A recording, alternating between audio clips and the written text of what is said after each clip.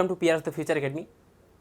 जैसा कि हम लोग क्लास 12th के भाग 1 के चैप्टर नंबर 6 विद्युत चुंबकीय प्रेरण की बात कर रहे थे। इस चैप्टर का एक लेक्चर अभी तक हो चुका है, जिसमें आपने देखा चुंबकीय फ्लक्स क्या होता है, उसके फार्मूले, विद्युत चुंबकीय प्रेरण की घटना, प्रेरित धारा एवं प्रेरित आवेश, और उसके साथ ही साथ प्रेरित धारा की दिशा ज्ञात करने के लिए फ्लेमिंग के दाएं हाथ का नियम। तो चलिए उस लेक्चर को और आगे बढ़ाते हैं और उस चैप्टर में बचे हुए बाकी सारे टॉपिक को भी आज कवर करेंगे। जो टॉपिक हम लोग कवर करेंगे वो कौन कौन से टॉपिक हैं, तो गतिक विद्युत वाहक बल और भंवर धाराएं, फिर हम लोग देखेंगे स्वप्रेरण की घटना और स्वप्रेरकत्व, उसके अलावा अन्योन्य प्रेरण की घटना एवं अन्योन्य प्रेरकत्व। ठीक है, फिर हम लोग बात करेंगे प्रत्यावर्ती धारा जनित्र के बारे में। ठीक है, तो चलिए पेन और कॉपी आप लोग लेकर तैयार हो जाएंगे इन सारे चीज़ों को जो है जितना भी यहाँ पर पढ़ाया जाता है उसको नोट करने के लिए। तो चलिए स्टार्ट करते हैं। सबसे पहला टॉपिक लेते हैं गतिक विद्युत वाहक बल। अब देखिए नाम से ही क्लियर है, गतिक विद्युत वाहक बल।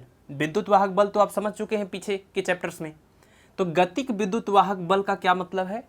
गतिक विद्युत वाहक बल का मतलब ये हुआ कि गतिमान, किसी भी चीज़ के गतिमान होने की वजह से विद्युत वाहक बल उत्पन्न होना चाहिए। ठीक है, और क्या चीज़ गतिमान होगा वही हमको यहाँ पर देखना है। ठीक है, मान लीजिए ये P और Q नाम का एक कोई चालक क्षण है, मतलब चालक पदार्थ का बना हुआ है, क्षण के रूप में है।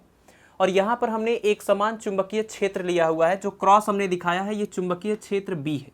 और आपको मैंने पहले ही बता दिया है कि क्रॉस का मतलब कि चुंबकीय क्षेत्र की जो दिशा है वो ऐसे सतह के लंबवत अंदर की ओर, और अगर डॉट यहाँ पर बनाए होते तो सतह के लंबवत बाहर की ओर। ठीक है, तो यहाँ पर हमने क्रॉस बनाया हुआ है, यानी यहाँ पर जो एक समान चुंबकीय क्षेत्र है वो चुंबकीय क्षेत्र की दिशा इस बोर्ड के तल के लंबवत अंदर की ओर है। ठीक है, इसलिए हमने क्रॉस से इसको प्रदर्शित किया है। तो ये चुंबकीय क्षेत्र B को हम प्रदर्शित कर रहे हैं।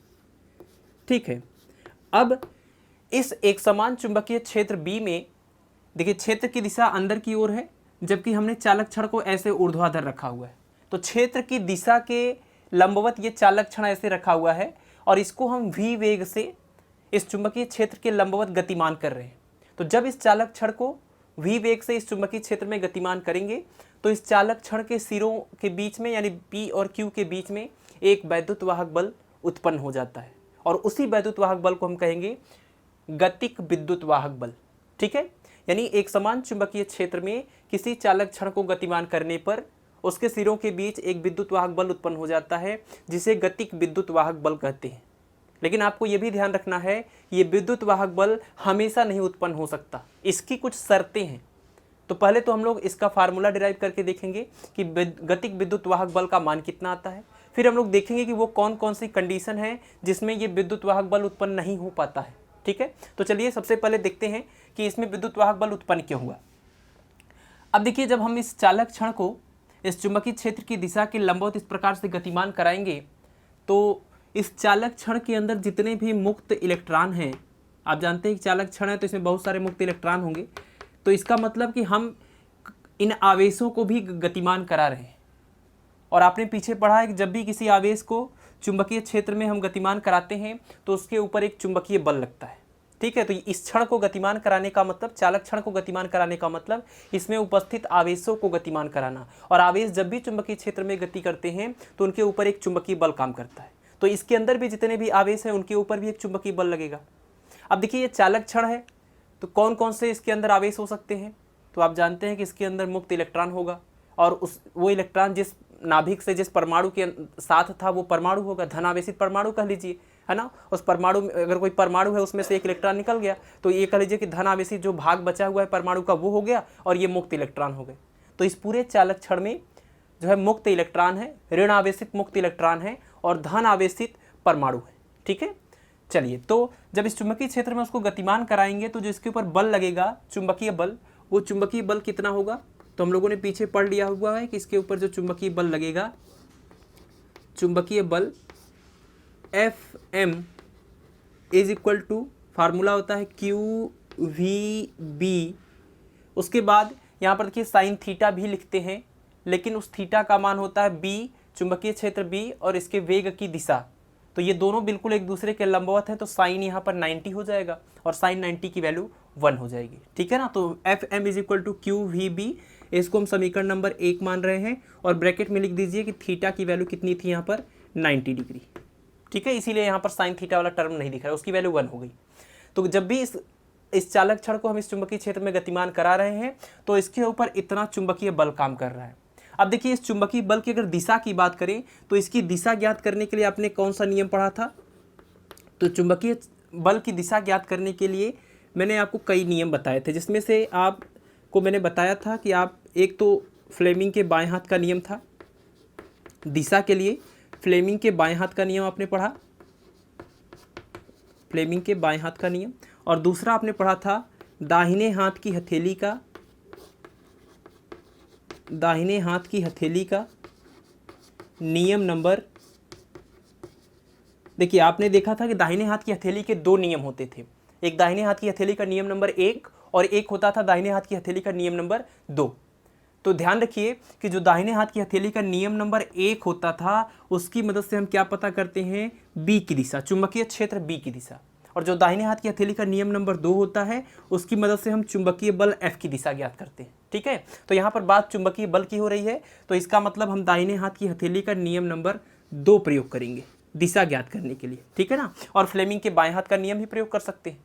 तो इन दोनों की मदद से, दोनों में से किसी भी एक की मदद से आप किसी भी चुंबकीय क्षेत्र में आवेशित कण पर लगने वाले बल की दिशा ज्ञात कर सकते हैं। ठीक है, चलिए, फ्लेमिंग के बाएं हाथ का नियम तो आपने क्लास 10th में पढ़ा है और ये काफ़ी आसान है, तो मैं जो है दाहिने हाथ की हथेली के नियम नंबर 2 का प्रयोग करते हुए आपको यहाँ पर दिशा के बारे में बता रहा हूँ। फ्लेमिंग के दाहिने हाथ की हथेली का जो नियम नंबर 2 है, इस नियम के अनुसार आपको जहां पर भी बल की दिशा पता करनी है, जिस भी आवेश पर लगने वाले बल की दिशा पता करनी है, आप उस आवेश जो जिस भी दिशा में वो धन आवेश चल रहा होगा, धन आवेश के चलने की दिशा अथवा धारा की दिशा में अंगूठे को रखेंगे और इस सारी उंगलियों को चुंबकीय क्षेत्र बी की दिशा में रखेंगे। ठीक है, तो अगर ऐसा आप करते हैं तो ये उंगलियां आप जिधर मुड़ेंगी वो दिशा ही बल की दिशा होगी। ठीक है ना, तो ये अगर धारा की दिशा में है, धारा की दिशा कहने का क्या मतलब है? या तो धारा सीधे सीधे दिया हो, या फिर आप जानते हैं कि धन आवेश के चलने की दिशा ही धारा की दिशा होती है, या ऋण आवेश के चलने की विपरीत दिशा जो होती है वो धारा की दिशा होती है। ठीक है ना, तो अभी के लिए हम पहले तो ये कन्वेंशनल धन आवेश के लिए बना हुआ है ये नियम, तो धन आवेश के लिए देख लेते हैं।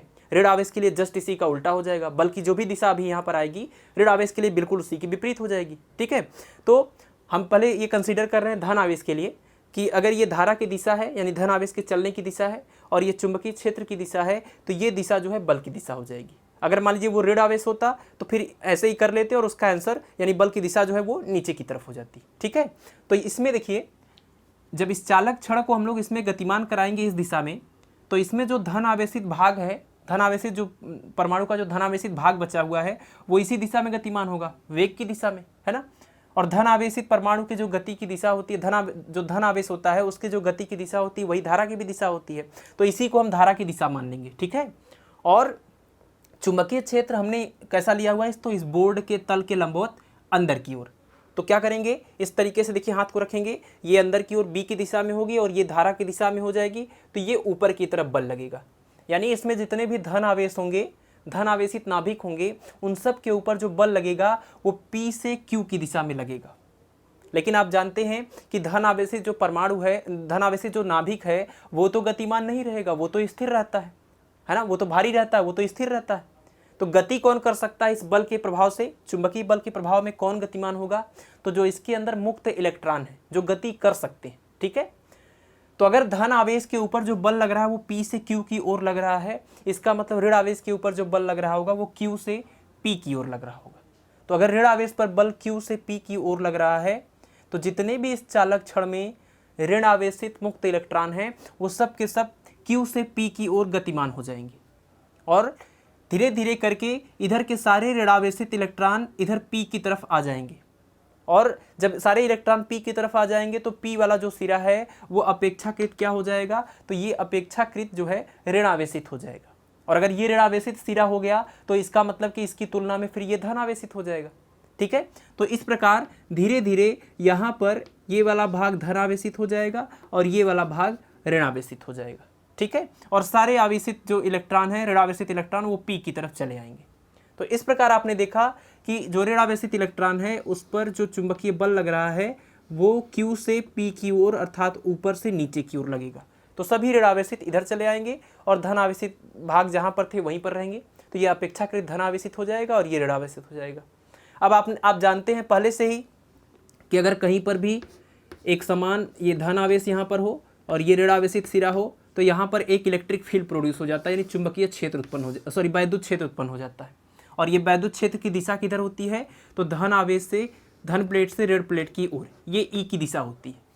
तो इसमें भी अगर ऐसा ही हुआ है कि सभी ये वाला सिरा जो है धन आवेशित हो गया और ये वाला सिरा ऋण आवेशित हो गया, इसका मतलब कि Q से P की ओर एक इलेक्ट्रिक फील्ड प्रोड्यूस हो जाएगा, यानी वैद्युत क्षेत्र उत्पन्न हो जाएगा। और अगर ये वैद्युत क्षेत्र इधर उत्पन्न हो जाएगा तो आप जानते हैं कि वैद्युत क्षेत्र की दिशा में यानी जो धन आवेश होते हैं, धन आवेशों पर जो बल लगता है वैद्युत बल, वो क्षेत्र की दिशा में ही लगता है, और ऋण आवेश पर जो बल लगता है वो क्षेत्र की विपरीत दिशा में लगता है। ठीक है, और यहाँ पर देख रहे हैं आप जो क्षेत्र की दिशा है वो किधर की ओर है, तो Q से P की ओर। अगर ये Q वाला सिरा हम कह रहे हैं, ये P वाला सिरा, तो यहाँ पर जो इलेक्ट्रिक फील्ड प्रोड्यूस हुआ है इसके अंदर वो Q से P की ओर। तो अगर Q से P की ओर वैद्युत क्षेत्र उत्पन्न हो जाएगा तो जितने भी इसके अंदर धन आवेश हैं उनके ऊपर Q से P की ओर बल लगेगा, और जितने भी ऋण आवेश हैं उनके ऊपर P से Q की ओर बल लगेगा। और आप देख रहे हैं कि केवल गतिमान होने के लिए कौन यहाँ पर गतिमान हो सकता है, तो वो केवल मुक्त ऋण आवेशित इलेक्ट्रॉन है। तो अगर ऋण आवेशित इलेक्ट्रॉनों पर वैद्युत बल की बात करें तो वो P से Q की ओर लग रहा है ना, यानी नीचे से ऊपर की ओर। तो इस प्रकार आप देख रहे हैं कि जब भी हम इस चालक क्षण को इस चुंबकीय क्षेत्र में गतिमान कर रहे हैं तो इसके ऊपर, इसमें जितने भी ऋण आवेशित मुक्त इलेक्ट्रॉन हैं उनके ऊपर नीचे की तरफ जो है चुंबकीय बल काम कर रहा है Fm, और ऊपर की तरफ वैद्युत बल काम कर रहा है Fe। ठीक है, थोड़ी देर बाद जब कि इन सभी आवेशों के ऊपर लगने वाला वैद्युत बल और चुंबकीय बल ये दोनों आपस में बराबर हो जाते हैं, तो फिर इन आवेशों की जो गति है वो रुक जाती है ना। यानी शुरुआत में क्या हो रहा था कि इधर इलेक्ट्रिक फील्ड धीरे धीरे स्ट्रांग हो रहा था, तो इलेक्ट्रिक फील्ड स्ट्रांग होता जाएगा तो इलेक्ट्रिक फोर्स भी स्ट्रांग होता जाएगा, और जब ये इलेक्ट्रिक फोर्स इस मैग्नेटिक फोर्स के इक्वल हो जाएगा, यानी कि वैद्युत बल चुंबकीय बल के बराबर हो जाएगा, तो इन आवेशों की जो गति थी, ऋण आवेशित इलेक्ट्रॉनों की जो गति थी वो बंद हो जाएगी। और ऐसी अवस्था को हम लोग क्या कहेंगे, ऐसी अवस्था को हम लोग कहते हैं साम्यावस्था। ठीक है, इसको कहते हैं साम्यावस्था। और साम्यावस्था में क्या हुआ, साम्यावस्था में उस ऋण आवेशित इलेक्ट्रॉन के ऊपर लगने वाला वैद्युत बल उस पर लगने वाले चुंबकीय बल के मान के बराबर हो जाएगा। और आप जानते हैं कि Fe बराबर कितना होता है, तो आपने फार्मूला पढ़ा हुआ है कि वैद्युत बल F बराबर होता है Q इंटू ये वैद्युत क्षेत्र E। ठीक है, तो Fe की जगह पर रखेंगे Q इंटू में E बराबर Fm, यानी कि इस पर इन आवेशित कणों पर लगने वाला चुंबकीय बल जो कि हमने यहाँ पर निकाला। ठीक है, तो QVB अगर यहाँ पर रख दिया जाए QVB, तो Q से Q कट जाएगा, तो यहाँ से मिलेगा E बराबर V इंटू B। अब देखिए हमारी जो हेडिंग थी वो थी गतिक विद्युत वाहक बल, यानी हमको EMF जो P और Q के सिरों के बीच में वैद्युत वाहक बल उत्पन्न होगा उसको पता करना है। तो देखिए यहाँ पर आपने एक फार्मूला पढ़ा था ना कि अगर यहाँ पर एक इलेक्ट्रिक फील्ड प्रोड्यूस हो जाए E, तो E बराबर V अपान L, E बराबर V अपान L। अगर इन प्लेटों के बीच की दूरी L हो और इनके बीच उत्पन्न वैद्युत वाहक बल V हो तो E बराबर V अपान L, है ना। वैद्युत क्षेत्र की तीव्रता बराबर विभव प्रवणता के बराबर, चैप्टर नंबर 1 में आपने पढ़ा था। ठीक है, तो क्या करेंगे, E की जगह पर ये V अपान L के हिसाब से हम लोग फार्मूला लिख सकते हैं। और वैद्युत वाहक बल को हम लोग चूंकि जो है E से स्मॉल वाले E से रिप्रेजेंट कर रहे हैं, तो हम चाहे तो इसको E बराबर E अपान L ऐसे भी लिख सकते हैं। ठीक है, तो और यहाँ पर ये जो L है ये क्या है, ये है इस चालक क्षण की लंबाई। तो ये चालक क्षण की लंबाई अगर L है, यानी कि धन और ये ऋण सिरे के बीच की दूरी है, तो इस फार्मूले में मान रखेंगे E बराबर V इंटू बी है, तो E की जगह पर क्या लिखेंगे, ये जो फार्मूला आया है E is equal to V into B, इसमें मान रख दीजिए। तो यहाँ पर रखेंगे ये वैद्युत वाहक बल E और अपान में L is equal to V into में B। ठीक है, इसको हल करेंगे तो E इज इक्वल टू आ जाएगा VBL। तो इस प्रकार इस चालक छड़ को चुंबकीय क्षेत्र में गतिमान कराने पर उसके सिरों के बीच उत्पन्न वैद्युत वाहक बल E बराबर VBL, जहाँ पर V क्या है, तो इस चालक क्षण की जो है गति का मान है यानी वेग है, और B यहाँ पर एक समान चुंबकीय क्षेत्र है, और L है इस चालक क्षण की लंबाई। ठीक है, तो ये हो गया वैद्युत वाहक बल के लिए फार्मूला। लेकिन ये फार्मूला हमने तब डिराइव किया हुआ है जब ये चालक क्षण इस चुंबकीय क्षेत्र की दिशा के बिल्कुल लंबवत गति कर रहा है। अगर मान लीजिए चालक क्षण इस चुंबकीय क्षेत्र की दिशा के लंबवत गति न करके इससे कुछ कोण बनाती हुई दिशा में, ये मान लीजिए चुंबकीय क्षेत्र अंदर की ओर है, उसके साथ ये थीटा कोण बनाती हुई दिशा में अगर गतिमान होता v वेग से, तो ऐसे में क्या होता कि हम फिर इसी वेग v का ये एक अंदर की ओर घटक निकालते और इधर एक की तरफ निकालते, तो थीटा वाली दिशा में जो घटक आता है वो तो v cos थीटा होता है, और जो दूसरा वाला बचता है उसके लंबवत वो होता है v sin थीटा। ठीक है, तो ऐसे केस में क्या होता है कि जहां जहां हमने v लिखा हुआ है वो क्या बन जाता है, v sin थीटा, तो ये sin थीटा वाला टर्म आ जाता है ना। तो थीटा कोण बनाती हुई दिशा में अगर ये चालक क्षण को आप गतिमान करेंगे तो E बराबर फार्मूला हो जाएगा VBL sin थीटा। ठीक है, तो इस प्रकार आवेशित चालक क्षण को चुंबकीय क्षेत्र में गतिमान कराने पर उसके सिरों के बीच उत्पन्न वैद्युत वाहक बल के लिए आपने फार्मूला देख लिया। और ये फार्मूला ज़्यादा मोस्ट जनरल फार्मूला है, क्योंकि जैसा भी कोण हो आप उस कोण का मान रखेंगे तो आपको यहाँ से हर केस में आंसर मिल जाएगा। और ये फार्मूला हमने तब प्रयोग किया था जब हमने इस चालक क्षण को चुंबकीय क्षेत्र की दिशा के लंबवत गति कराया। ठीक है, तो आपको इसी को नोट करना है, इसी को याद भी रखना है। यहाँ तक तो नोट कर लेंगे, फिर आप कंडीशन लिखेंगे कि यदि चालक क्षण क्षेत्र की दिशा के साथ थीटा कोण बनाते हुए गतिमान हो तो उत्पन्न वैद्युत वाहक बल बराबर VBL sin थीटा। ठीक है, अच्छा एक और चीज़ यहाँ पर ध्यान दीजिए कि क्या ये चालक क्षण को हम अगर चुंबकीय क्षेत्र में गतिमान करेंगे तो हमेशा इसके सिरों के बीच में वैद्युत वाहक बल उत्पन्न होगा? तो यही ध्यान देने वाली बात है कि हमेशा इसके सिरों के बीच में वैद्युत वाहक बल उत्पन्न नहीं होता है, उसकी कुछ शर्तें हैं, और वो शर्त याद रखिए। पहली बात तो आप यहाँ पर देखिए कि अगर इस थीटा का मान क्या रख दें हम लोग, अगर थीटा का मान 0 रखेंगे तब भी ई की वैल्यू 0 आएगी, थीटा की वैल्यू 180 रखेंगे तब भी इसकी वैल्यू 0 आएगी, है ना। और थीटा की वैल्यू 0 होने का क्या मतलब है कि अगर चालक क्षण को चुंबकीय क्षेत्र की दिशा में ही गतिमान करा दें, मान लीजिए कि अगर ये चुंबकीय क्षेत्र की दिशा है, यही चुंबकीय क्षेत्र की दिशा है, और चालक क्षण को भी इसी दिशा में रख के ऐसे ही गतिमान करा दे तो इसके सिरों के बीच में कोई वैद्युत वाहक बल उत्पन्न नहीं होगा। या फिर बिल्कुल इसी के विपरीत दिशा में गतिमान करा दे, यानी 180 डिग्री में भी गतिमान करा दे, तब भी कोई वैद्युत वाहक बल उत्पन्न नहीं होगा। ठीक है, तो 0 और 180 के केस में कोई वैद्युत वाहक बल उत्पन्न नहीं हो रहा है। और 0 180 का क्या मतलब है, 0 के केस में भी ये चालक क्षण किसी भी वैद्युत बल रेखाओं को नहीं काटेगा, और 180 डिग्री के केस में भी किसी भी वैद्युत बल रेखा को नहीं काटेगा। इसलिए एकदम ये बहुत इंपॉर्टेंट बात है, इसको आप याद रखिए कि चालक क्षण को चुंबकीय क्षेत्र में गतिमान कराने पर उनके सिरों के बीच वैद्युत वाहक बल तभी उत्पन्न होता है जब वो चालक क्षण उस चुंबकीय क्षेत्र की चुंबकीय बल रेखाओं को काटता है। अगर वो चुंबकीय बल रेखाओं को नहीं काटेगा तो इसके सिरों के बीच में कोई भी वैद्युत वाहक बल उत्पन्न नहीं होगा। ठीक है, चलिए अब इसके एक दो उदाहरण देख लेते हैं, फिर हम लोग आगे बढ़ेंगे। इसका उदाहरण आप याद रख सकते हैं कि देखिए, आप जानते हैं कि पृथ्वी के अंदर एक चुंबकत्व का गुण पाया जाता है जिसकी दिशा उत्तर और दक्षिण दिशा में होती है। ठीक है, तो अगर कोई भी ट्रेन जब पृथ्वी की सतह पर चलता है तो पृथ्वी के चुंबकीय क्षेत्र का जो ऊर्ध्व घटक होता है ऊपर की ओर, वो हमेशा उस ऊर्ध्व घटक को काटते हुए जाता है।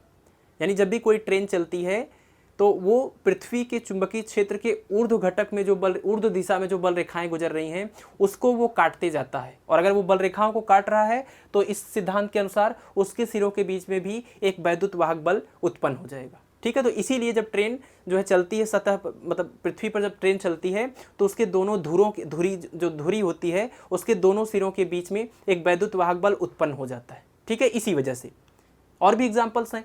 मान लीजिए कि अगर पृथ्वी की हम बात करें तो पृथ्वी में आप जानते हैं कि ये उत्तर दक्षिण दिशा में इसका ये चुंबकीय बल रेखाओं की दिशा है।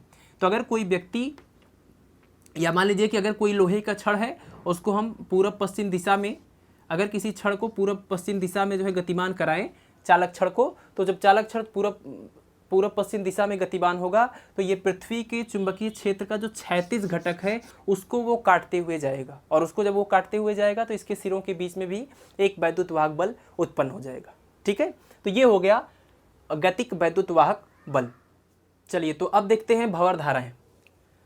देखिए, विद्युत चुंबकीय प्रेरण की घटना में आपने देखा था कि जब भी किसी कुंडली के चुंबकीय फ्लक्स में परिवर्तन किया जाता है तो उसके सिरों पर एक प्रेरित विद्युत वाहक बल उत्पन्न हो जाता है। और अगर वो कुंडली बंद परिपथ के रूप में रहती थी तो उसमें धारा भी प्रवाहित होने लगती थी जिसको प्रेरित धारा कहते थे।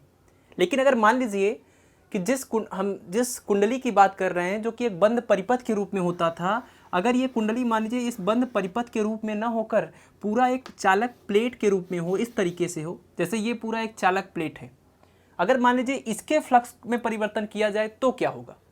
तो ये देखा गया कि जब इस एक समान चुंबकीय क्षेत्र में किसी कुंडली को नहीं, किसी परिपथ को नहीं, बल्कि पूरे एक चालक प्लेट को गतिमान कराया गया। मीन्स इसमें से बाहर से इसमें अंदर की ओर प्रवेश किया गया या फिर अंदर से इसको बाहर ले जाया गया। तो जब भी इसको गतिमान कराया गया इस चुंबकीय क्षेत्र में, तो आप जान रहे हैं कि जब इस चुंबकीय क्षेत्र में हम इसको आगे पीछे गति करेंगे तो इससे पास होने वाली बल रेखाओं की संख्या में परिवर्तन होगा।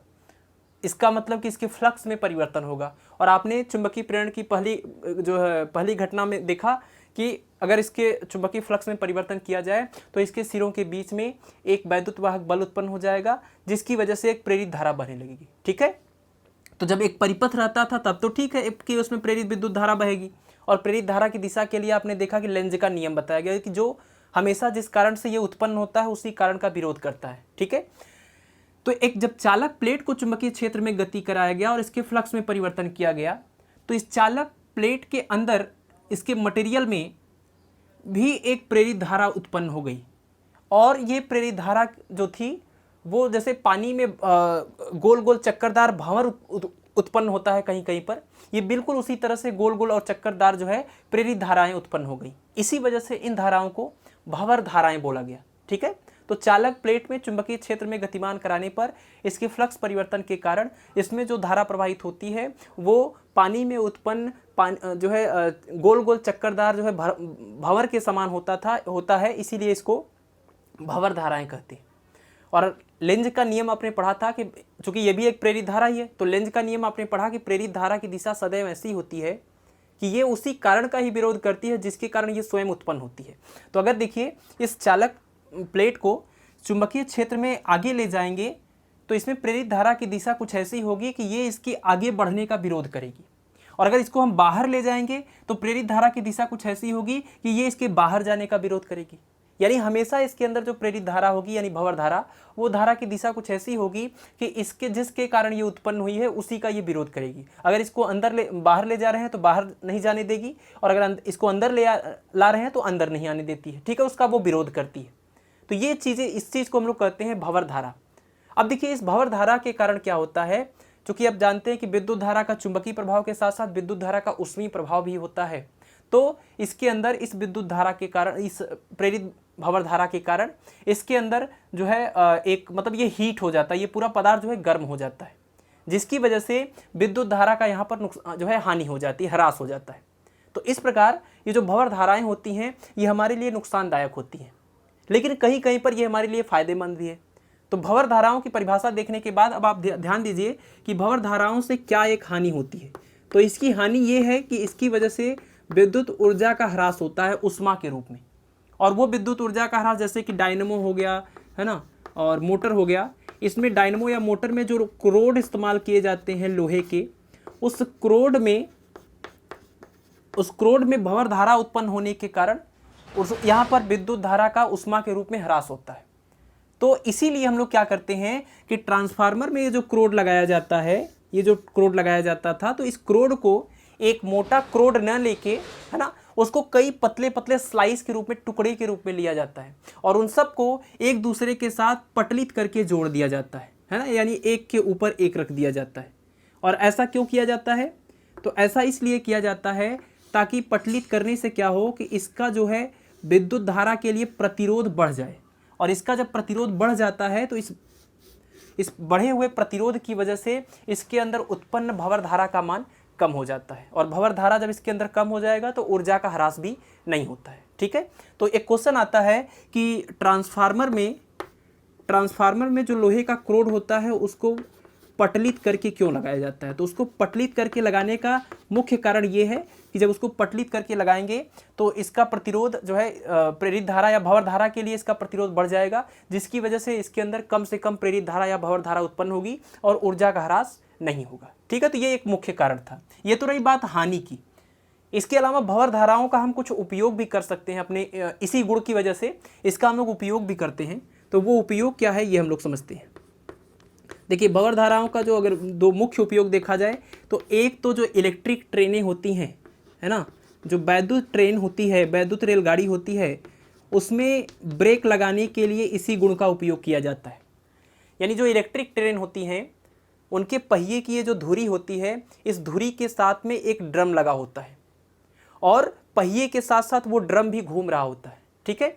तो जब इस ट्रेन को रोकना होता है तो इसके अंदर एक वैद्युत धारा प्रवाहित करी जाती है, प्रबल विद्युत धारा प्रवाहित करी जाती है, जिसकी वजह से इसके अंदर एक बहुत ही स्ट्रॉन्ग मैग्नेटिक फील्ड प्रोड्यूस हो जाता है, यानी चुंबकीय क्षेत्र उत्पन्न हो जाता है।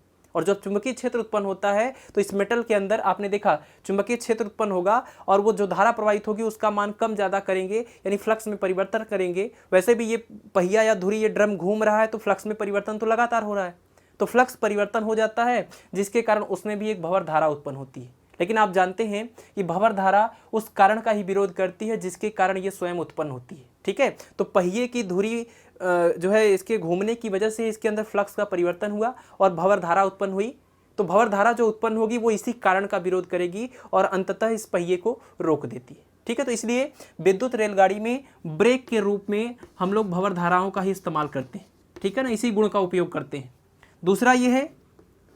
दूसरा उपयोग ये है भंवर धाराओं का कि अगर प्रेरण भट्ठी का नाम आपने सुना होगा, प्रेरण भट्ठी, इंडक्शन फर्नेस। प्रेरण भट्ठी में क्या होता है कि धातुओं को पिघलाया जाता है।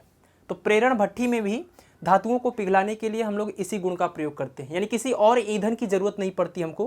प्रेरण भट्ठी में इंडक्शन जो ये फर्नेस होती है उसमें एक इस तरीके से ये परिपथ होता है और इसके बीच में उस पदार्थ को रख देते हैं जिसको हमको पिघलाना होता है, ठीक है। और यहाँ पर तीव्र जो है मैग्नेटिक फील्ड प्रोड्यूस करते हैं और उसके फ्लक्स में परिवर्तन कर देते हैं, जिसके कारण इसमें भी भंवर धारा उत्पन्न हो जाती है और अति उच्च भंवर धारा उत्पन्न होती है। इतनी उच्च भंवर धारा उत्पन्न होती है कि ये धातु इसी के बीच में पिघल जाता है, ठीक है। तो धातुओं को जो है पिघलाने के लिए भी प्रेरण भट्ठी में हम लोग भंवर धाराओं का अनुप्रयोग कर सकते हैं। और इसके अलावा वैद्युत इलेक्ट्रिक रेलगाड़ी जो है उसमें ब्रेक के लिए किया जाता है। और ये वाला क्वेश्चन तो आप जरूर याद रखिए कि जो है ट्रांसफार्मर में लोहे के क्रोड को पटलित करके क्यों लगाया जाता है। तो आप बताएंगे कि ट्रांसफार्मर में जो लोहे का क्रोड होता है उसके फ्लक्स में परिवर्तन होने के कारण उसमें एक प्रेरित भंवर धारा उत्पन्न हो जाती है और इस भंवर धारा के कारण यहाँ पर ये बहुत जल्दी ज़्यादा गर्म हो जाता है और ऊर्जा का ह्रास होता है। तो इस ह्रास को रोकने के लिए इस लोहे के जो है क्रोड को पटलित करके लगाया जाता है, जिससे इस प्रेरित धारा के लिए प्रतिरोध बढ़ जाता है और प्रेरित धारा कम उत्पन्न होती है और ऊर्जा का ह्रास भी कम हो जाता है, ठीक है। तो ये हो गया भंवर धाराएं। तो चलिए अब बात कर लेते हैं स्वप्रेरण के बारे में। देखिए यहाँ पर मैंने दो कुंडलियाँ बनाई हैं और दोनों अलग अलग केस हम ले रहे हैं, मतलब ये एक बार इस केस में हम लोग समझेंगे, एक बार इस केस में समझेंगे, ठीक है। यानी इन दोनों का आपस में कोई संबंध नहीं है, ये अलग कुंडली है, ये हमने अलग कुंडली बनाया है। तो जब भी किसी कुंडली में हम विद्युत धारा प्रवाहित करते हैं, हमने देखा कि जब भी किसी कुंडली में विद्युत धारा प्रवाहित करते हैं तो विद्युत धारा प्रवाहित करने के कारण इस कुंडली के फ्लक्स में कुछ परिवर्तन होता है। अगर विद्युत धारा का मान हम कम ज़्यादा करें, ये हमने यहाँ पर रियोस्टेट लगा दिया है, यानी कि धारा नियंत्रक लगा दिया है। तो किसी भी कुंडली में अगर हम धारा के मान को कम ज़्यादा करते जाएं, यानी परिवर्तित करते जाएं, तो यहाँ पर जो बल रेखाएं इससे पास हो रही होंगी उसकी मात्रा में, उसकी संख्या में कुछ परिवर्तन हो जाएगा। यानी यहाँ से जो बल रेखाएं ऐसे जा रही होंगी उन बल रेखाओं की संख्या में परिवर्तन होता रहेगा, ठीक है। इसी तरह से यहाँ पर भी अगर आप धारा के मान को कम या अधिक कर रहे हैं तो बल रेखाओं की संख्या में भी, मात्रा में भी कमी या वृद्धि होगी। तो जब भी किसी कुंडली में हम परिवर्तित धारा को प्रवाहित करते हैं, ये रियोस्टेट आप लिख लेंगे, धारा नियंत्रक RH, ठीक है, रियोस्टेट। तो अगर इसमें परिवर्तित धारा प्रवाहित करेंगे तो इसके अंदर एक प्रेरित विद्युत धारा उत्पन्न हो जाती है। और आपने लेंज का नियम पढ़ा कि प्रेरित विद्युत धारा की दिशा सदैव ऐसी होती है कि यह उस कारण का ही विरोध करती है जिसके कारण यह स्वयं उत्पन्न होती है। तो अगर मान लीजिए कि इस कुंडली में हम मुख्य धारा को बढ़ा रहे हैं, तो अगर किसी कुंडली में मुख्य धारा को बढ़ाएंगे तो मुख्य धारा को बढ़ाने की वजह से अगर इसके अंदर जो है प्रेरित धारा उत्पन्न हो रही है, तो प्रेरित धारा की दिशा ऐसी होगी कि ये मुख्य धारा के बढ़ने का, ये जो मुख्य धारा प्रवाहित हो रही है, इस मुख्य धारा के बढ़ने का ये विरोध करेगी, ठीक है। तो अगर मुख्य धारा के बढ़ने का ये विरोध करेगी तो इसमें जो प्रेरित धारा की दिशा होगी वो ऐसी होगी, है ना, यानी इधर से इधर की ओर। क्योंकि आपने पढ़ा है लेंज का नियम कि जब भी किसी परिपथ में विद्युत धारा जो है परिवर्तित करने पर उसमें प्रेरित धारा उत्पन्न होती है तो इसकी दिशा सदैव ऐसी होती है कि उस कारण का ही विरोध करती है जिसके कारण ये स्वयं उत्पन्न होती है। तो चूंकि यहाँ पर ये मुख्य धारा के बढ़ाने के कारण उत्पन्न हुई थी, इसीलिए ये मुख्य धारा के बढ़ने का जो है विरोध करेगी, ठीक है। इसी तरह से दूसरा केस हमने लिया, इसमें हमने परिवर्तित धारा जो है प्रवाहित किया, लेकिन जो धारा इसमें हमने परिवर्तित किया वो कैसे किया, मुख्य धारा को घटा के। और यहाँ पर हमने कैसे परिवर्तित किया था, मुख्य धारा को बढ़ा के, ठीक है। तो जब इसमें हम जो है मुख्य धारा प्रवाहित करेंगे और धारा को जो है घटाते जाएंगे, कम करते जाएंगे, ये धारा की दिशा है, आप जानते हैं प्लस से माइनस की ओर प्रवाहित होती है, तो धारा की दिशा तो यही रहने वाली है। जो यहाँ पर दिशा थी वो दिशा यहाँ पर भी होगी, लेकिन ये मुख्य धारा लगातार बढ़ रही थी और ये मुख्य धारा लगातार घटा रहे हैं हम, ठीक है, फ्लक्स परिवर्तन करने के लिए। तो जब इसमें मुख्य धारा में हम कमी करते जाएंगे, मुख्य धारा को घटाते जाएंगे, तो फ्लक्स परिवर्तन के कारण इसके अंदर भी एक प्रेरित धारा उत्पन्न हो जाएगी और ये ऐसी इसकी दिशा होगी कि ये इस मुख्य धारा के घटने का विरोध करेगी। और घटने का विरोध करने के लिए अगर ये उत्पन्न होगी तो इस प्रेरित धारा की दिशा कैसी होगी, इस दिशा में, है ना। ये मुख्य धारा के घटने का विरोध करने के लिए ये धारा की दिशा ऐसी होगी, यानी धारा की ही, मुख्य धारा की ही दिशा में, ठीक है, यानी उसको बढ़ाने का ये प्रयत्न कर रही है। तो इस प्रकार इसमें जो है प्रेरित धारा की दिशा ये हो जाएगी। तो कुल मिला के अगर स्वप्रेरण की घटना की बात करें तो स्वप्रेरण का मतलब कि कोई एक कुंडली हो और उस कुंडली के अंदर परिवर्ती धारा प्रवाहित करे और उस परिवर्ती धारा पर के प्रवाह के कारण उसी कुंडली में अगर प्रेरित धारा उत्पन्न हो जाए तो इस घटना को स्वप्रेरण कहते हैं। स्वप्रेरण इसलिए क्योंकि स्वयं में इसी में जो है धारा में परिवर्तन भी कर रहे हैं और इसी में जो है प्रेरित धारा भी उत्पन्न हो रही है, ठीक है ना। तो ये स्वप्रेरण की घटना को हमने दो केस में समझा। अब इस स्वप्रेरण की घटना में एक टर्म आता है स्वप्रेरकत्व या फिर स्वप्रेरण गुणांक, ठीक है। तो चलिए स्वप्रेरकत्व या स्वप्रेरण गुणांक के लिए पहले तो हम ये मान लें कि जो भी कुंडली हमने लिया है उस कुंडली में फेरों की संख्या कितनी है, तो उसको मान लेते हैं n। माना कुंडली में फेरों की संख्या बराबर n। तो अगर कुंडली में फेरों की संख्या n है और एक फेरे से बद्ध जो चुंबकीय फ्लक्स है वो है फाई, तो कुल चुंबकीय फ्लक्स कितना हो जाएगा, तो कुल चुंबकीय फ्लक्स हो जाएगा n × फाई, ठीक है। एक फेरे से बद्ध चुंबकीय फ्लक्स फाई है और फेरों की कुल संख्या n है, तो टोटल जो चुंबकीय फ्लक्स हो जाएगा वो हो जाएगा n × फाई। और ध्यान रखिए कि ये जो कुल चुंबकीय फ्लक्स होता है इसी को हम लोग फ्लक्स ग्रंथिका भी कहते हैं, फ्लक्स ग्रंथिकाओं की संख्या, ठीक है, इसको बोलते हैं फ्लक्स ग्रंथिकाओं की संख्या। कई बार क्वेश्चन में फ्लक्स ग्रंथिकाओं की संख्या का ही मान पूछा जाता है, तो आपको सिर्फ और सिर्फ n × फाई का मान निकालना है, ठीक है। तो हमने मान लिया कि अगर इस कुंडली के फ्लक्स ग्रंथिकाओं की संख्या n × फाई है, तो जरा आप देखिए कि जब इसमें हम धारा I प्रवाहित कर रहे थे तो इसका जो फ्लक्स है, अगर हम धारा को मान लीजिए बढ़ा रहे हैं तो जो फ्लक्स है उसका मान क्या होगा, बढ़ेगा कि घटेगा। तो आप जानते हैं कि विद्युत धारा अगर ज़्यादा प्रवाहित करेंगे तो ज़्यादा बल रेखाएं गुजरेंगी, ज़्यादा बल रेखाएं गुजरेंगी तो ज़्यादा फ्लक्स होगा इसका, ठीक है। तो इसका मतलब कि धारा को अगर आप बढ़ाते हैं तो फ्लक्स का मान बढ़ जाएगा, धारा का मान आप घटाएंगे तो फ्लक्स का मान घट जाएगा। यानी इस कुंडली या इस कुंडली की हम बात करें तो इनके फ्लक्स ग्रंथिकाओं की जो संख्या है वो फ्लक्स ग्रंथिकाओं की संख्या इस कुंडली में प्रवाहित होने वाली धारा के अनुक्रमानुपाती है, ठीक है। यानी इस कुंडली में स्वप्रेरण की घटना के बारे में बात कर रहे हैं कि कुंडली में जो कुंडली की जो फ्लक्स ग्रंथिकाओं की संख्या है वो इसमें प्रवाहित होने वाली धारा के अनुक्रमानुपाती है। अब प्रोपोर्शनलिटी हटाएंगे तो कोई एक कांस्टेंट आ जाएगा, तो यहाँ से आपको एक फार्मूला मिल जाएगा। तो n phi is equal to क्या हो जाएगा, Li, ठीक है, n phi is equal to Li। ये एक फार्मूला आपको मिल गया, ठीक है, स्वप्रेरण की घटना में। और यही जो यहाँ पर L दिख रहा है इसी L को हम लोग कहते हैं स्वप्रेरण गुणांक, इसी को बोलेंगे स्वप्रेरण गुणांक। एक और चीज़ इसी को बोलते हैं, इसी को स्वप्रेरकत्व भी कहेंगे, ठीक है। चाहे तो स्वप्रेरण गुणांक कहिए, चाहे इसको स्वप्रेरकत्व कहिए, ये एक कांस्टेंट है, ठीक है। अब क्वेश्चन आता है कि स्वप्रेरण गुणांक के लिए सूत्र की स्थापना कीजिए और इसको परिभाषित भी कीजिए। तो स्वप्रेरण गुणांक को अगर परिभाषित करना है तो देखिए इसी फार्मूले से हम लोग कैसे वैल्यू इसको जो है परिभाषित करेंगे। तो पहले तो आप यहाँ से L की वैल्यू निकालेंगे और L की वैल्यू कितनी आ जाएगी, तो L इज इक्वल टू आ जाएगा n फाई अपान I, ठीक है। अब अगर आपको L को परिभाषित करना है तो कैसे L को परिभाषित करेंगे, यहाँ से बोलिए कि यदि I बराबर 1 एम्पियर, यदि I बराबर 1 एम्पियर तो L बराबर कितना हो जाएगा, L बराबर हो जाएगा n × फाई। और इसमें L क्या है, तो L है हमारा स्वप्रेरण गुणांक या स्वप्रेरकत्व, और जो n फाई है उसको हम लोग कहते हैं फ्लक्स ग्रंथिकाओं की संख्या, ठीक है। तो परिभाषा कैसे देंगे स्वप्रेरण गुणांक का, यदि किसी कुंडली में एकांक धारा प्रवाहित हो रही हो, यदि किसी कुंडली में एकांक धारा प्रवाहित हो रही हो तो कुंडली के फ्लक्स ग्रंथिकाओं की संख्या ही उस कुंडली का स्वप्रेरण गुणांक अथवा स्वप्रेरकत्व कहलाता है, ठीक है।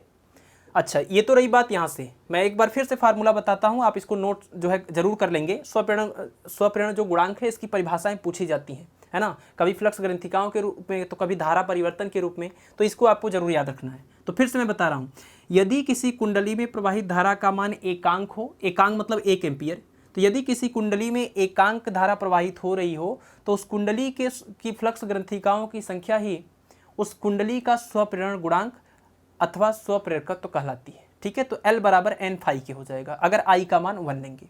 तो एक तो ये परिभाषा हो गई स्वप्रेरण गुणांक की इस वाले कॉन्सेप्ट से।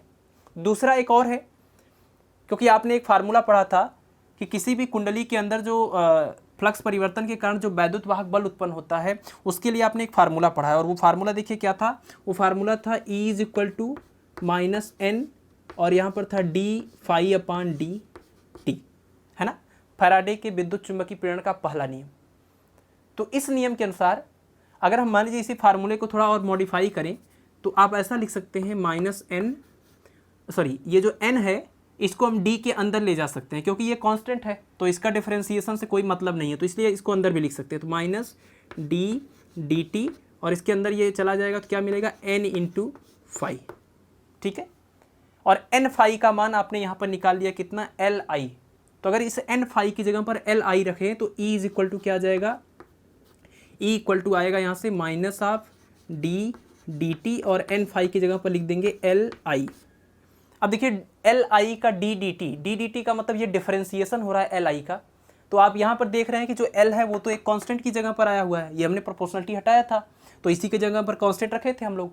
तो इसका मतलब कि जब डिफरेंशिएशन की बात हो रही है तो इस कांस्टेंट का कोई डिफरेंशिएशन नहीं होगा। आपने रूल पढ़ा है कि जब भी कांस्टेंट किसी वेरिएबल के साथ मल्टीप्लाई होता है तो डिफरेंशिएशन करते टाइम कांस्टेंट जो है बाहर निकल जाता है। तो L को बाहर निकाल देंगे तो क्या मिलेगा, माइनस L और D I upon D T. ठीक है, तो E बराबर minus L D I upon D T, और यहाँ से अगर L के लिए फार्मूला निकालेंगे तो क्या मिल जाएगा, L इज इक्वल टू हो जाएगा, यहाँ से L इक्वल टू हो जाएगा minus E upon D I upon D T. ठीक है, तो ये मिल गया आपको स्वप्रेरण गुणांक अथवा स्वप्रेरकत्व के लिए एक और फार्मूला। एक तो यहाँ से आप n phi is equal to L I से L का मान निकाल सकते हैं, एक यहाँ से आप निकाल सकते हैं L is equal to minus E upon D I upon D T. ठीक है, तो ये स्वप्रेरण गुणांक हो गया।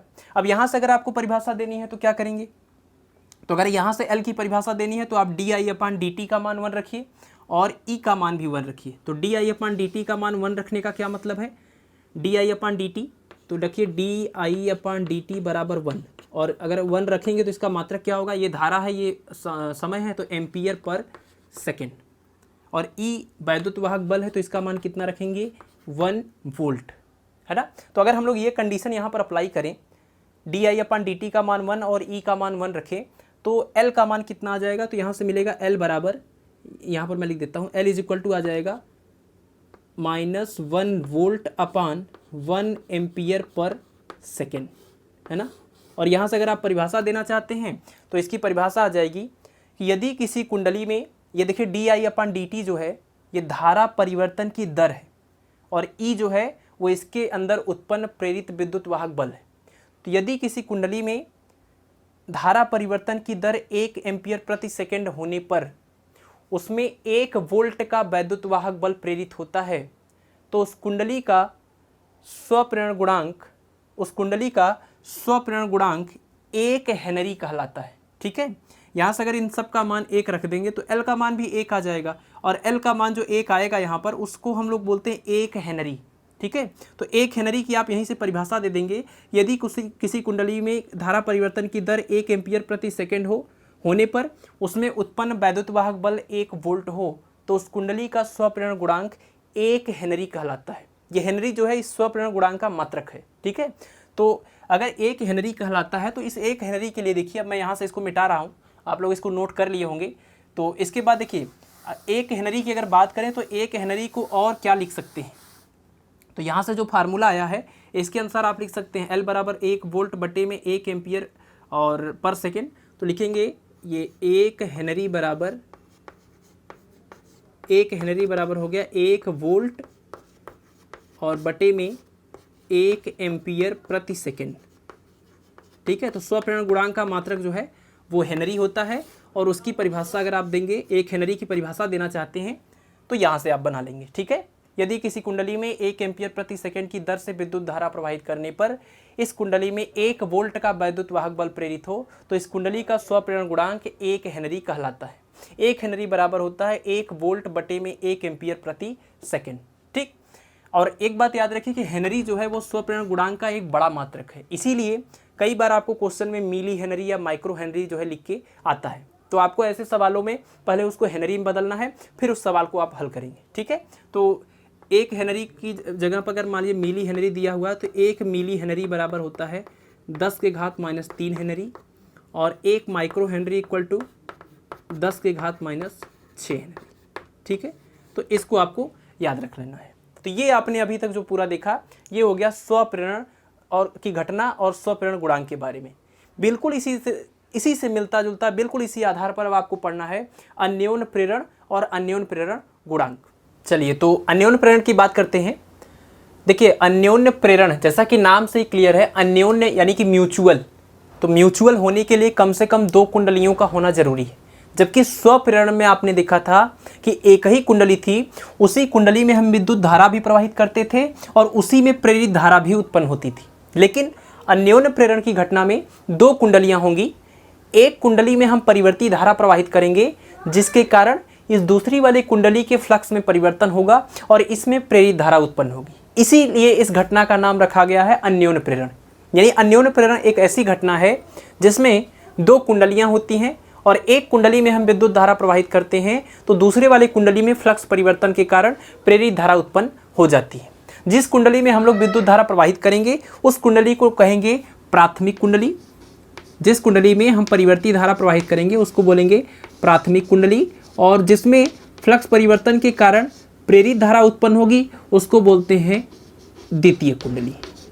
ठीक है, तो इस प्रकार ये प्राथमिक कुंडली और ये द्वितीय कुंडली का जो कॉन्सेप्ट है वो किस में आता है, तो वो अन्योन्य प्रेरण की घटना में देखने को मिलता है। स्वप्रेरण में एक ही कुंडली होती है, उसी में विद्युत धारा प्रवाहित करते हैं और उसी में जो है प्रेरित धारा भी उत्पन्न होती है। ठीक है, अब देखिए यहाँ पर हमने ये रियोस्टेट लिया हुआ है, यानी कि धारा नियंत्रक है, और हमने इस सेल से या बैटरी से इसमें विद्युत धारा प्रवाहित करी।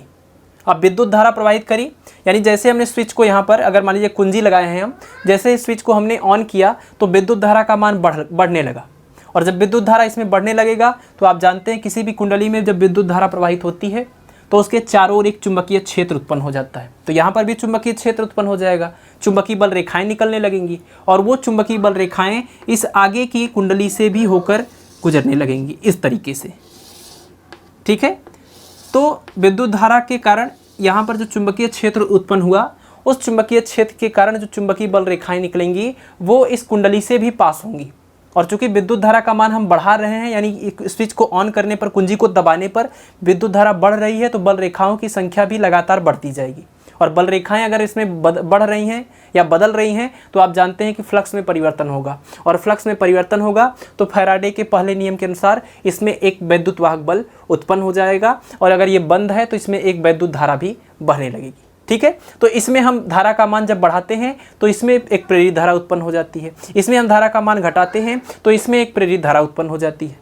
ठीक है, अगर हम धारा बढ़ाएंगे तो इसमें जो प्रेरित धारा की दिशा होगी वो इसके बढ़ने का विरोध करेगी, अगर हम इसमें धारा घटाएंगे तो इसमें जो प्रेरित धारा उत्पन्न होगी वो इसके घटने का विरोध करेगी। ठीक है ना, तो अगर हम इसमें स्विच को जैसे कुंजी को दबाते हुए अगर देखा जाए तो जब कुंजी को दबाएंगे तो ये धारा बढ़ेगी, और जब धारा बढ़ेगी तो प्रेरित धारा की दिशा ऐसी होगी कि इसके बढ़ने का विरोध करेगी, अर्थात ये इस दिशा में होगी, अर्थात ये जो सुई यहाँ पर है वो इसकी वजह से इस तरफ झुक जाएगा। ठीक है, लेकिन अगर आप कुंजी को उठाएंगे यानी कुंजी को छोड़ेंगे, जो दबाए थे कुंजी उसको छोड़ेंगे तो धारा का मान घटना प्रारंभ हो जाएगा, और धारा का मान घट रहा होगा तो प्रेरित धारा की दिशा ऐसी होगी जो इसके घटने का विरोध करेगी, अर्थात इस दिशा में होगी, और अगर ये इस दिशा में होगी तो इसका मतलब ऐसे धारा प्रवाहित होगी, तो सुई को आप ऐसे दिखा सकते हैं। ठीक है ना, तो जैसे आपने स्वप्रेरण में 2 केस लिया था, मुख्य धारा को बढ़ाते समय फिर मुख्य धारा को घटाते समय, वैसे ही आप इस अन्योन्य प्रेरण की घटना में भी 2 बार इसी चीज़ को बना सकते हैं, बस ये डायरेक्शन ऑफ ये जो नीडल है वही चेंज हो जाएगा। ठीक, तो इस घटना को बोलते हैं अन्योन्य प्रेरण। एक कुंडली में परिवर्ती धारा प्रवाहित करने के कारण दूसरी कुंडली में प्रेरित धारा उत्पन्न होने की घटना को अन्योन्य प्रेरण कहते हैं। जिस कुंडली में धारा प्रवाहित करेंगे उसको प्राथमिक कुंडली, और जिसमें प्रेरित धारा उत्पन्न होगी उसको द्वितीय कुंडली कहते हैं। यदि प्राथमिक कुंडली में फेरों की संख्या N1 और दूसरी वाले कुंडली में फेरों की संख्या N2 और पहली वाली कुंडली में का जो एक फेरे से बद्ध फ्लक्स है वो है φ1 और दूसरी वाली कुंडली का जो फ्लक्स है वो है φ2। प्राथमिक कुंडली में प्रवाहित धारा जो है, इस धारा को क्या बोलेंगे, I1, और द्वितीय कुंडली में तो हम धारा प्रवाहित ही नहीं कर रहे हैं तो उसकी बात भी नहीं करेंगे। ठीक है, तो आप देख रहे हैं कि जैसे जैसे आप कुंडली में यहाँ पर प्राथमिक कुंडली में धारा का मान बढ़ाएंगे तो द्वितीय कुंडली के फ्लक्स का मान भी बढ़ेगा, और प्राथमिक कुंडली में अगर आप धारा का मान घटाएंगे तो इसके फ्लक्स का मान घटेगा भी। अर्थात जो द्वितीय कुंडली की जो फ्लक्स की वैल्यू है, फ्लक्स ग्रंथिकाओं की संख्या है, वो प्राथमिक कुंडली में बहने वाली धारा के अनुक्रमानुपाती होगी, है ना। स्वप्रेरण में आपने ये देखा, एक ही कुंडली थी और उसी में धारा बह रही थी, तो आपने सीधे सीधे क्या लिख दिया, N phi proportional to I। लेकिन यहाँ पर दो कुंडलियाँ हैं, तो आपको याद रखना है कि जो प्रवाहित होने वाली धारा है वो प्राथमिक कुंडली में है तो I1, और ये जो फ्लक्स प्रभावित हो रहा है वो किस कुंडली का, तो दूसरी वाली कुंडली का, यानी कि N2 phi2। ठीक है, तो द्वितीय कुंडली के फ्लक्स ग्रंथिकाओं की संख्या प्राथमिक कुंडली में बहने वाली धारा के अनुक्रमानुपाती है। और फिर से ये प्रोपोर्शनलिटी हटाएंगे पिछले वाले स्वप्रेरण की तरह ही, तो वहाँ पर भी एक कांस्टेंट आता था और यहाँ पर भी एक कांस्टेंट आएगा। तो यहाँ पर जो कांस्टेंट आएगा उसको क्या लिखते हैं, ऐसे लिखेंगे N2 phi2 is equal to, इसको लिखते हैं M और उसके बाद ये I1। ठीक है, तो इस प्रकार आपको एक फार्मूला यहाँ पर मिल जाएगा, N2 phi2 बराबर M I1, और वहाँ पर आपने क्या देखा था, N phi is equal to Li। तो वहाँ पर कांस्टेंट L आता था जिसको स्वप्रेरण गुणांक कहते थे, यहाँ पर कांस्टेंट M आया हुआ है और इसको कहेंगे अन्योन्य प्रेरण गुणांक। ठीक है, इसी को कहते हैं अन्योन्य प्रेरण गुणांक या फिर अन्योन्य प्रेरकत्व। अन्योन्य प्रेरण गुणांक भी कहते हैं और अन्योन्य प्रेरकत्व भी कहते हैं। ठीक है, और इसकी अगर आप परिभाषा देना चाहें तो जैसे आपने स्वप्रेरण गुणांक की परिभाषा यहाँ से बनाया था, सबकी वैल्यू, इसकी वैल्यू को 1 रख दिया था तो फ्लक्स ग्रंथिकाओं की संख्या ही स्वप्रेरण गुणांक हो गई थी। वैसे यहाँ पर भी आप परिभाषा दे सकते हैं, और परिभाषा कैसे देंगे, तो कंडीशन बना लीजिए कि यदि I1 बराबर 1 एम्पियर, I1 का मतलब ये कि प्राथमिक वाली कुंडली में बहने वाली धारा का मान, यदि इसमें बहने वाली धारा I1 का मान 1 रख दें तो M बराबर क्या हो जाएगा, M बराबर हो जाएगा N2 phi2। ठीक है, तो ऐसी कंडीशन में आपको इस स्वप्रेरण गुणांक को परिभाषित करना है, तो क्या कहेंगे कि यदि प्राथमिक कुंडली में बहने वाली धारा का मान एकांक हो तो द्वितीय कुंडली के फ्लक्स ग्रंथिकाओं की संख्या ही इन दोनों कुंडलियों के बीच का या इन दोनों कुंडलियों का अन्योन्य प्रेरण गुणांक कहलाता है। ठीक है, अन्योन्य प्रेरण गुणांक किसी एक कुंडली का नहीं होता है बल्कि इनका म्यूचुअल होता है। ठीक है, तो अगर प्राथमिक कुंडली में बहने वाली धारा का मान एकांक हो तो द्वितीय कुंडली के फ्लक्स ग्रंथिकाओं की संख्या ही इन दोनों कुंडलियों का अन्योन्य प्रेरण गुणांक कहलाता है। तो एक तो आप ये फार्मूला याद रखिए, इस तरीके से याद करना आसान है। उसमें N phi is equal to Li और यहाँ पर N2 phi2 is equal to M I1। ठीक, चलिए अब दूसरा तरीका, जैसे वहाँ पर हमने देखा था कि इसी फार्मूले को जो है जो वैद्युत वाहक बल का फार्मूला था फैराडे का, उस वाले में अगर फार्मूले में रख दें तो M के लिए एक और फार्मूला निकल जाएगा। ठीक है, तो दूसरे फार्मूले के लिए देखिए, यहीं से हम लोग क्या करेंगे, हम लोग जानते हैं कि E इज इक्वल टू होता है E इक्वल टू -N और d phi अपान dt। अब यहाँ पर E क्या है, तो ये है उत्पन्न प्रेरित वैद्युत वाहक बल, और आप देख रहे हैं कि ये प्रेरित वैद्युत वाहक बल या प्रेरित धारा की बात किस में हो रही है, ये द्वितीय कुंडली में हो रही है। तो द्वितीय कुंडली में हो रही तो इसको E2 बोल देते हैं, और द्वितीय कुंडली के फेरों की संख्या N को N2 बोल देते हैं और phi को phi2 बोल देते हैं। ठीक है, अब देखिए क्या करेंगे, पिछले वाले ही स्वप्रेरण की तरह ही N को कांस्टेंट को जो है D के अंदर ले जाएंगे, तो ये हो जाएगा -D और यहाँ पर लिख सकते हैं N2 phi2 और अपान dt। ठीक है, और इस वाले इक्वेशन नंबर 1 से N2 phi2 का जो मान है M I1 उसको यहाँ पर अगर रख देंगे तो E2 इज इक्वल टू आ जाएगा -D dt और ब्रैकेट में N2 phi2 की जगह पर लिखेंगे M I1। ठीक है, और यहाँ से M को बाहर निकाल सकते हैं तो क्या मिलेगा, -M और d I1 अपान dt, और इस पूरे constant d I1 upon dt को अगर इसमें डिवाइड कर देंगे तो मिल जाएगा M is equal to -E2 upon d I1 upon dt। ठीक है, तो ये दूसरा फार्मूला हो गया अन्योन्य प्रेरण गुणांक के लिए। और उस वाले में आपने स्वप्रेरण गुणांक में क्या देखा था कि यहाँ पर E2 की बजाय E लिखा था और d I1 की जगह पर di लिखा हुआ था। ठीक है ना, दोनों फार्मूले मिलते जुलते हैं। तो एक तो ये हो गया और दूसरा फार्मूला ये हो गया। यहाँ से आपने परिभाषा भी देख लिया स्वप्रेरण गुणांक का, अगर अन्योन्य प्रेरण गुणांक का। अगर यहाँ से आपको अन्य अनुप्रेरण गुणांक की परिभाषा देनी है तो क्या बोलेंगे कि di1/dt का मान अगर 1 रख दिया जाए, अगर di1/dt का मान रख दिया जाए 1 एम्पियर पर सेकेंड, तो जो m है वो किसके बराबर हो जाएगा, तो जो m है वो -E2 के बराबर हो जाएगा। तो परिभाषा कैसे देंगे कि यदि प्राथमिक कुंडली में, ये प्राथमिक कुंडली के लिए है I, तो यदि प्राथमिक कुंडली में धारा परिवर्तन की दर 1 एम्पियर प्रति सेकेंड हो तो द्वितीय कुंडली में उत्पन्न वैद्युत वाहक बल ही इन दोनों कुंडलियों के मध्य अन्योन्य प्रेरण गुणांक कहलाता है। ठीक है, ये E2 जो है दूसरी वाली कुंडली में उत्पन्न हुआ है। ठीक, तो यहाँ से आप परिभाषा बना देंगे। अब फिर उसके बाद बात आती है इसके मात्रक की। तो आपने पीछे देखा स्वप्रेरण गुणांक का जो मात्रक था वो था 1 हेनरी, यानी हेनरी, और उसको लिख सकते थे हेनरी बराबर वोल्ट/एम्पियर प्रति सेकेंड। और यहाँ पर भी आप देखिए अन्योन्य प्रेरण गुणांक का भी मात्रक होता है हेनरी, और यहाँ से अगर हम इसके मात्रक की बात, इसको और क्या लिख सकते हैं, तो यहाँ पर देखिए वैद्युत वाहक बल है तो वोल्ट में, ये एम्पियर है और ये सेकेंड है। तो इसका मतलब कि जो अन्योन्य प्रेरण गुणांक है जिसका मात्रक हेनरी है, इसको भी हम लिख सकते हैं 1 वोल्ट/1 एम्पियर प्रति सेकेंड। ठीक है, तो इसलिए आप याद रखिए, कंफ्यूज बिल्कुल ना होइए कि स्वप्रेरण गुणांक और अन्योन्य प्रेरण गुणांक दोनों का ही मात्रक होता है हेनरी, और 1 हेनरी बराबर होता है 1 हेनरी बराबर 1 वोल्ट बटे में 1 एम्पियर प्रति सेकेंड। ठीक है, अब देखिए आप देख रहे हैं कि जो हेनरी है वो स्वप्रेरण गुणांक और अन्योन्य प्रेरण गुणांक दोनों का मात्रक है, दोनों का ही, मतलब दोनों घटनाओं में जो दोनों गुणांक आए हैं उन दोनों का ही मात्रक हेनरी है। तो आप याद रखिए, देखिए एग्जाम में जो हेनरी की परिभाषा होती है वो किसी भी आधार पर पूछी जा सकती है। हेनरी की परिभाषा स्वप्रेरण के आधार पर बतानी है, हेनरी की परिभाषा अन्योन्य प्रेरण के आधार पर बतानी है। ठीक है, तो आपको शब्दों का थोड़ा ध्यान रखना पड़ेगा। तो मैं एक बार दोनों को यहाँ पर इकट्ठा बताता हूँ और आप उसको ध्यान से जो है सुनिए और लिख भी लीजिए। देखिए, अगर 1 हेनरी की परिभाषा स्वप्रेरण गुणांक के रूप में बात करनी, यानी एक ही कुंडली हो और उसी में प्रेरित धारा उत्पन्न हो, तो ऐसे केस में आप 1 हेनरी के लिए परिभाषा क्या देंगे, यहीं से देखिए कि यदि किसी कुंडली में 1 एम्पियर प्रति सेकंड की दर से धारा परिवर्तित हो, है ना, या फिर ऐसे बोलिए, यदि किसी कुंडली में धारा परिवर्तन की दर 1 एम्पियर प्रति सेकंड होने से उस कुंडली में 1 वोल्ट का वैद्युत वाहक बल प्रेरित हो जाए तो उस कुंडली का स्वप्रेरण गुणांक 1 हेनरी कहलाता है। ठीक है, ये मैं स्वप्रेरण के लिए बात कर रहा हूँ। लेकिन जब अन्योन्य प्रेरण के लिए बात करेंगे तो एक तो कुंडली है नहीं, इसमें तो दो कुंडलियां हैं, प्राथमिक और द्वितीयक। तो इसमें आप शब्दों का ध्यान रखेंगे और क्या बोलेंगे कि यदि प्राथमिक कुंडली में धारा परिवर्तन की दर 1 एम्पियर प्रति सेकंड होने पर द्वितीयक कुंडली में 1 वोल्ट का वैद्युत वाहक बल प्रेरित हो तो दोनों कुंडलियों का अन्योन्य प्रेरण गुणांक 1 हेनरी कहलाता है। ठीक है, इसको आपको ध्यान से लिख लेना है और एक बार समझ भी लेना है। स्वप्रेरण गुणांक और अन्योन्य प्रेरण गुणांक के आधार पर हेनरी की परिभाषा और दोनों के फार्मूले देखिए यहाँ पर अन्योन्य प्रेरण गुणांक के तो लिखे हुए हैं, स्वप्रेरण गुणांक की बात होती थी तो इसी को कैसे लिखते थे, इसी को लिखेंगे n phi = Li, n phi = Li, और इस वाले फार्मूले को कैसे लिखते थे, L = -E/di/dt। ठीक है, तो ये हो गया स्वप्रेरण गुणांक और अन्योन्य प्रेरण गुणांक।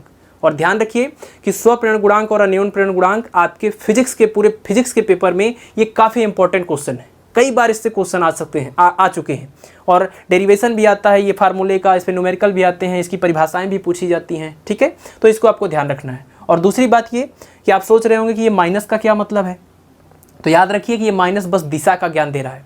ये बता रहा है कि जो उत्पन्न वैद्युत वाहक बल होगा, प्रेरित वैद्युत वाहक बल, इसकी दिशा हमेशा धारा परिवर्तन का जो है विरोध करती है। यानी धारा है उसकी दिशा का हमेशा ये विरोध करती है। धारा जिस दिशा में बढ़ रही होगी तो प्रेरित वैद्युत वाहक बल की दिशा हमेशा उसकी विपरीत दिशा में होती है, यानी उसको घटाने का प्रयत्न करती है। तो माइनस बस दिशा का ज्ञान दे रहा है कि वैद्युत वाहक बल यानी प्रेरित वैद्युत वाहक बल हमेशा जो है मुख्य धारा की विपरीत दिशा में होती है। ठीक, तो ये हो गया स्वप्रेरण गुणांक और स्वप्रेरण की घटना, अन्योन्य प्रेरण गुणांक और उसकी घटना। अब हम लोग इस चैप्टर का लास्ट टॉपिक देखेंगे, प्रत्यावर्ती धारा जनित्र। चलिए, तो लास्ट टॉपिक है हमारा प्रत्यावर्ती धारा जनित्र। ये बड़ा ही छोटा सा टॉपिक है और इसको समझते हैं कि ये क्या है और किसके सिद्धांत पर काम करता है।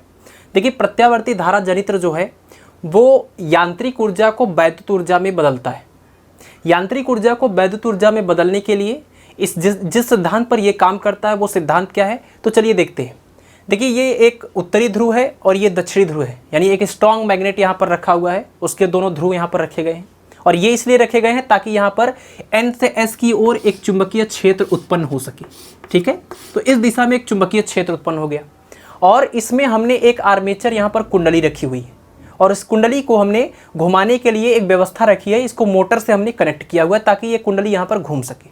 ठीक है, तो जब इस कुंडली को हम यहाँ पर घुमाते हैं, घुमाने का मतलब हमने यांत्रिक कार्य किया है। ठीक है, तो जब इस कुंडली को इस वैद्युत चुंबकीय क्षेत्र में इसको घुमाते हैं, यांत्रिक कार्य इसके ऊपर करते हैं, तो जब ये घूमेगा तो इससे गुजरने वाले बल रेखाओं की संख्या में परिवर्तन होगा, है ना। और आपने पढ़ा है विद्युत चुंबकीय प्रेरण की घटना कि जब भी किसी कुंडली का फ्लक्स जो है परिवर्तित होता है तो उसके अंदर एक प्रेरित धारा उत्पन्न हो जाती है। तो ये विद्युत चुंबकीय प्रेरण की घटना पर आधारित एक ऐसा यंत्र है जो यांत्रिक ऊर्जा को विद्युत ऊर्जा में बदलने का काम करता है। इस कुंडली को इस चुंबक के ध्रुवों के बीच में घुमाते हैं और जब घुमाते हैं तो इसके फ्लक्स में परिवर्तन होता है और फ्लक्स परिवर्तन के कारण इसमें एक धारा प्रवाहित होने लगती है और इस कुंडली को यहाँ पर ब्रूस और यहाँ पर सर्पी वलय की मदद से बाह्य परिपथ से आगे ले जाके जोड़ दिया गया होता है और उसमें धारा प्रवाहित होने लगती है। ठीक है, तो प्रत्यावर्ती धारा जनित्र, जैसे कि नाम से क्लियर है, प्रत्यावर्ती का मतलब होता है ये AC, है ना। प्रत्यावर्ती धारा का मतलब AC करंट और जनित्र का मतलब ये जनरेटर जो उत्पन्न कर रहा है। ठीक है, तो प्रत्यावर्ती धारा जनित्र जो है वो यांत्रिक ऊर्जा को विद्युत ऊर्जा में बदलता है।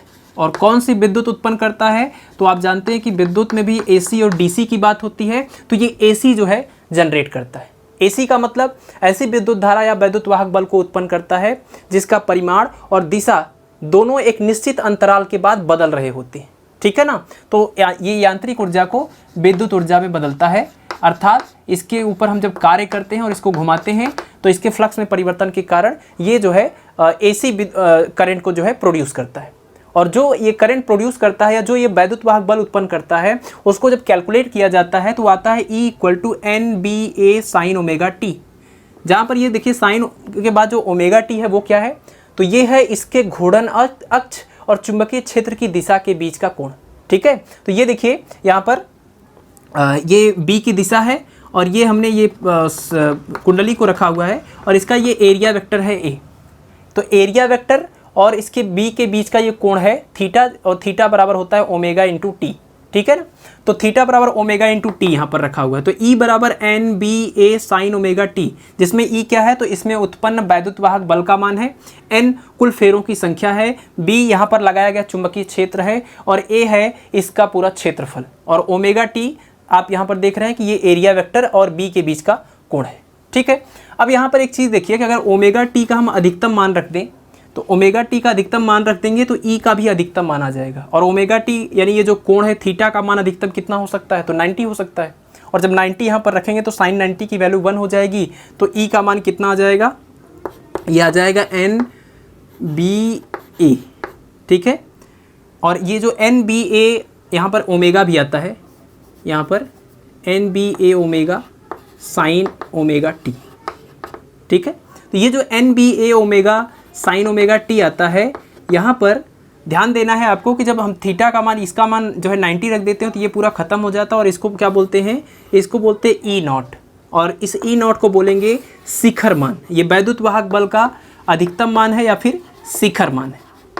ठीक है, तो अब देखिए अगर E0 बराबर NBA ओमेगा है तो इस पूरे फार्मूले को आप चाहे तो ऐसे भी लिख सकते थे, E बराबर E0 साइन ओमेगा टी।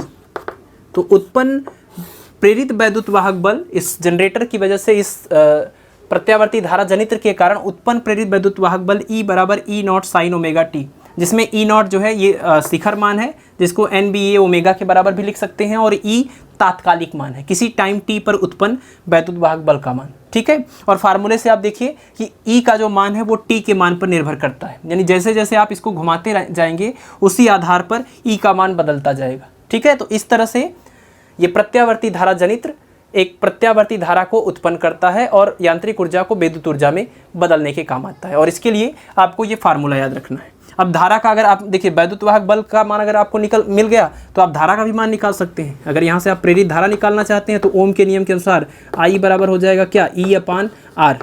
मान लीजिए इस कुंडली का प्रतिरोध R हो तो E/R और E का मान रख दीजिए यहाँ से E0 साइन ओमेगा टी और अपान में यहाँ से रखेंगे R और E0/R, तो ये भी तो करंट ही है, लेकिन ये ई नॉट जो है वो अधिकतम जो शिखर वैद्युत वाहक बल है, तो यहाँ इन दोनों को डिवाइड करने पर जो धारा आएगा वो धारा का भी शिखर मान या अधिकतम मान आएगा। तो लिख सकते हैं I बराबर आई नॉट साइन ओमेगा टी। ठीक है, तो ये फार्मूला हो जाएगा धारा के लिए। तो तात्कालिक मान जो है वैद्युत वाहक बल के लिए ये फार्मूला है और तात्कालिक धारा के लिए ये फार्मूला, जिसमें आई नॉट और ई नॉट क्या है, तो ये शिखर मान है। ठीक है, तो इस प्रकार विद्युत चुंबकीय प्रेरण हम लोगों ने आज कंप्लीट कर लिया है।